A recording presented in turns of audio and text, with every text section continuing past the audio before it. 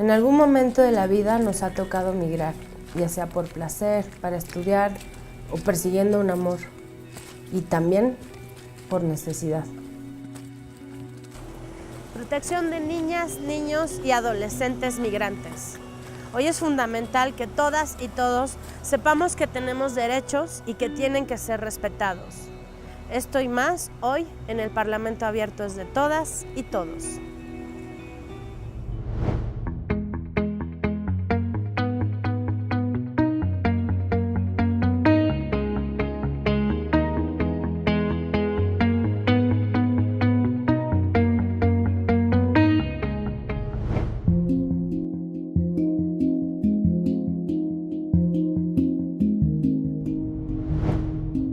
Hay millones de personas en el mundo a quienes les arrebatan sus derechos fundamentales. A partir de 2015, sabemos de grupos de migrantes que desde países principalmente de África y Medio Oriente quieren llegar a la Unión Europea en busca de refugio, dadas las condiciones de violencia, represión y pobreza que ocurren en sus países de origen. Todas estas personas formaron parte de la crisis migratoria o crisis de refugiados. Así se le conoce a este fenómeno, debido a la gran cantidad de personas que se trasladaron, provenientes de una gran cantidad de países y en donde la mayor parte buscaba refugio. Desde el año 2011, el país del que más personas salieron fue Siria, debido al conflicto que aún persiste. También de Afganistán, Eritrea, Nigeria, Albania, Pakistán, Somalia, Sudán, Gambia, Egipto, Marruecos, India, Nepal, Bután, Sri Lanka y Bangladesh.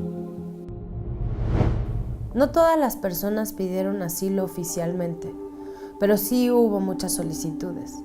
Los países que recibieron más fueron Alemania, Hungría, Suecia, Italia, Francia, Austria, Noruega, el Reino Unido. En esta crisis migratoria o de refugiados han muerto alrededor de 3.800 migrantes que intentaron cruzar el mar Mediterráneo en balsas de goma o pequeños botes de madera. Excedían su capacidad de tripulantes, sobre todo en el paso del norte del continente africano a Italia y de Turquía a Grecia. ¿A dónde ir? ¿Qué gobierno tendría la capacidad para recibirlos? La llegada masiva y abrupta de todas estas personas puso en evidencia la poca capacidad de los gobiernos europeos para ponerse de acuerdo en torno al tema migratorio y de refugio. La Unión Europea acordó la reubicación de refugiados de los países que recibieron más, como Grecia, Hungría e Italia, a otros países europeos. Mientras esto sucede en otros países, en México, de acuerdo a la Comisión Mexicana de Defensa y Promoción de los Derechos Humanos, solo en 2016 se registraron 29 desplazamientos masivos. Más de 23.000 personas tuvieron que huir de manera temporal o permanente para salvar sus vidas. Los 12 estados mexicanos en donde se han registrado desplazados son Chiapas, Chihuahua, Durango, Guerrero, Hidalgo, Jalisco, Michoacán, Oaxaca, Sinaloa, Tamaulipas, Veracruz y Zacatecas. El motivo principal de estos desplazamientos fue la violencia y el crimen organizado en sus comunidades. Difícil, ¿no? Habríamos de ponernos en sus zapatos para entenderlos. En las noticias escuchamos denuncias sobre la violación a los derechos humanos, pero en realidad, ¿conocemos el significado?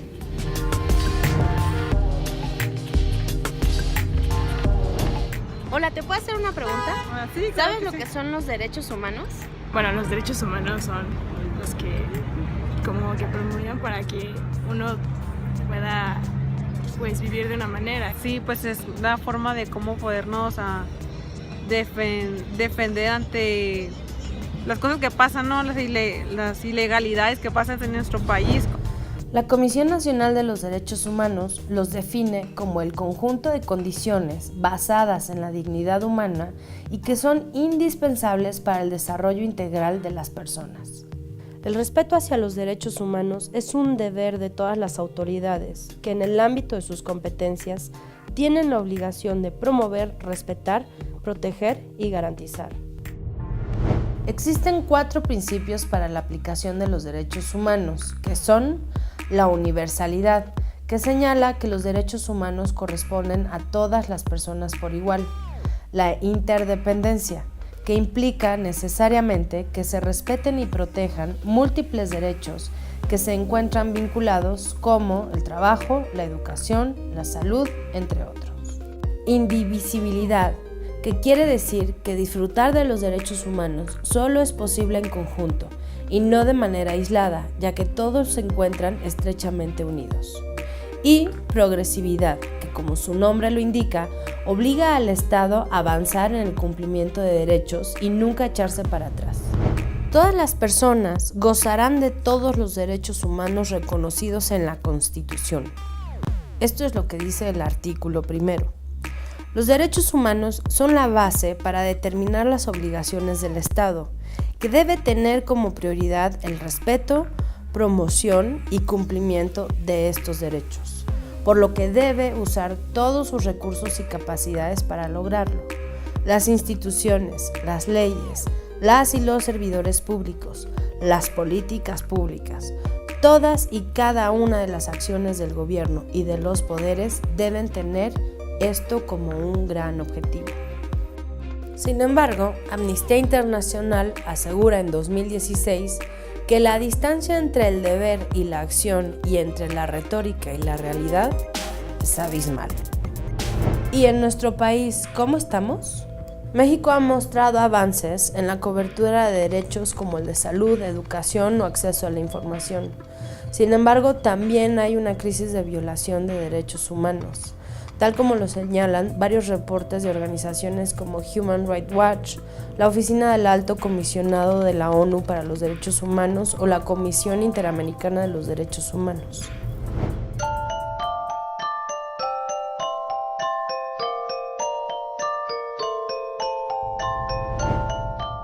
La migración en México es un fenómeno complejo.